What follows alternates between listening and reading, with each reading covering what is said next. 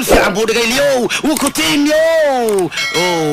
أساقو وحبضا ما سمينيو دربجة سا بنالتي waxaa lugta geliya ciyaartooyga Fred Philip Fred wallahi lugtiisu ku yara dhacay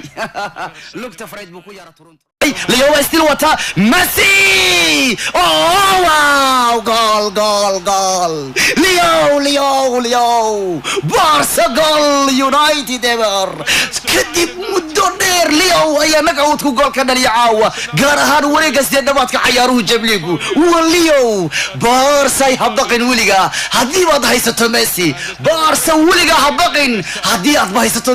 Lionel Messi wow wax kale wuxuu dhaliyay goal absolutely fantastic hal mar uu Messi ku dhaafaa waa ku gudlaya goolkiisu Lionel Messi صاحرك كمال داريغا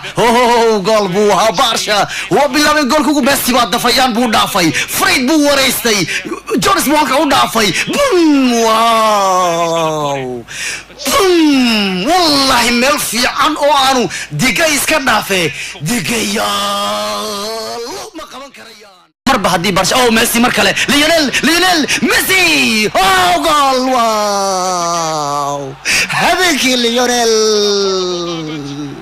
ميسي ليونيل وحكله يا صاحر كبير كمال داريغا وحكله ليو هبينكي صاحر كاغ لا جوغا عاو لقت مدقيد يا يري كوما دالي كره ميسي ورياه ميالان داون بليو واديغو يري ميسي لقت ميد جول كوما دالي كره حتى مid kamid gool hayaasha uu khatarta badan ee safe digay ayaa lugta midig ee Messi ku celi karay gool ma celin kartid gaabku habeenku kacsan yahay Barcelona waa ku hodayliyo Jonas wajirey Allah dib malaha sayfo macnuhu sayf magic baa ku gamaya habeenka asaga balaayis iska wata iska raali noqo sayfo habeenkan hagtaada kubadu iska agmarto adoo qabar raba kubadu inay ka fakato wuxuu waa Messi ku arag ilaa waa inkaarta kubada cagta Messi ha ku arko waa inkaar Messi waa ciqaab Messi waa wax kale Messi هذا فار الله كان يقول والله فينيا والله كوتينيو وهالكا جول قروح بدن كدالي فيليبيو